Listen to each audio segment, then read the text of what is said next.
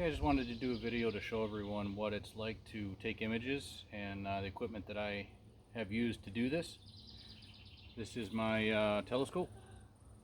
I bought it about 2 years ago. It's a Dobsonian Newtonian, and the Newtonian just means it uses mirrors instead of lenses, so you get a wider piece of glass in there. The Dobsonian means that it came on a mount that swivels circular and up and down, so you have alt azimuth, and when you look at the night sky you have to stair step to follow a target. With this new mount, it's an equatorial mount, so once it's properly polar aligned, it'll arc with the ecliptic. As the Earth rotates, it'll follow that curved path. This is really the only way to take long image exposures. And when this thing is motorized and hooked up to a computer, so it can track and stay on target for up to 10 minutes. And this is what it looks like when it rotates.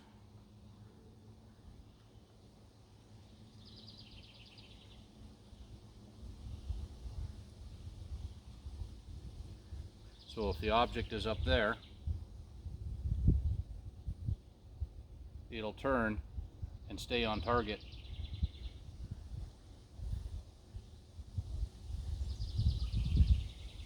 In order for me to do a setup, be nice to have an observatory dome. They make them, but they're quite pricey. I have to carry my stuff out from the basement when I want to image. If I leave it out, I don't want it rained on or thunderstorm, so on. So I'll bring everything out one piece at a time, and the first thing is I bring out my tripod base, and I have the legs marked so I have roughly where level is, and then I take a little bubble level and I'll just adjust the tripod legs and make sure I'm perfectly level. The mount head, I'll mount the mount head on here, screwed in tight here, and then I have to roughly polar align it. The pole star Polaris is to the north.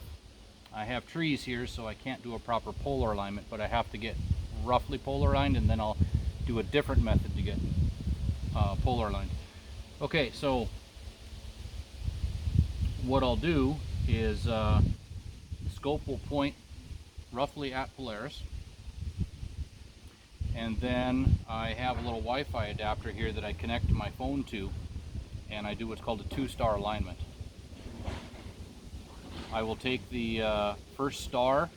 Usually I'll do last few nights Vega, which is up here in the east, and then I'll do Deneb, which is also in the east but nearby, so I don't have the scope slewing all the way over here and back again, and it's just kind of a time saver to do my star alignment in the neighborhood of where I'm going to be imaging for the night. So say I want to do Vega as my first star, the scope will go to that target and it'll park. Won't be on target, but it'll be close. Then I use this red dot finder and I'll look through it, and I'm using the directional controls on my phone, and the motors are moving it, and I get it right on center, and I'm looking in the live view of my DSLR camera here and watch the star, and I get it perfectly centered. Once it's centered, I accept the first star alignment as successful. It'll automatically slew to the second star, and it'll go to that second star. Same thing. I'll use my phone as my hand controller because I'm connected to this Wi-Fi adapter, and I do it through my phone.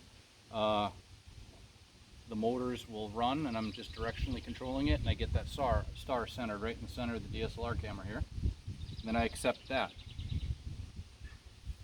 Then what I do is a polar alignment.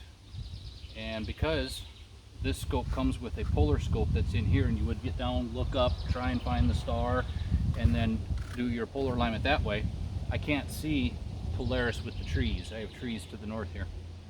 So I have to use what's called drift alignment. And with this Skywatcher mount, it comes with that capability built into the software.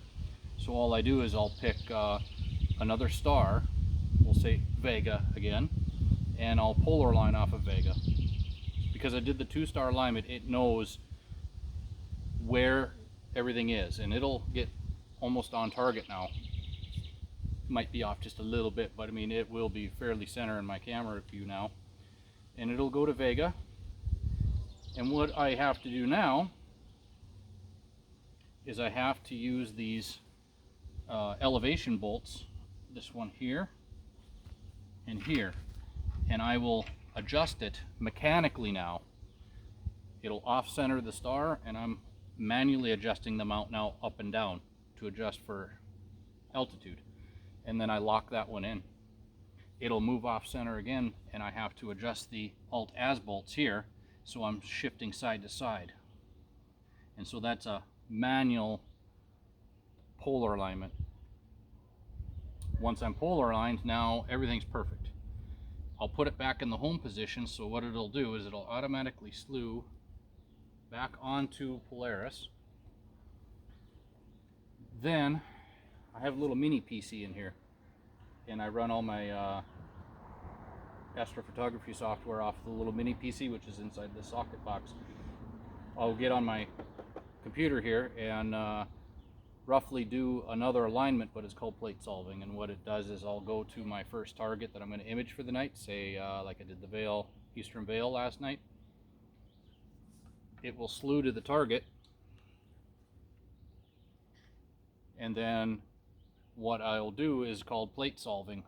On the software, it'll take an image, and then there's a database that's stored, and it compares the stars that come up in the image to the database, and then it will solve, knowing where it is in the night sky, and then I sync the mount encoders to that image that it took, knowing that it's pointing at that wherever in the night sky.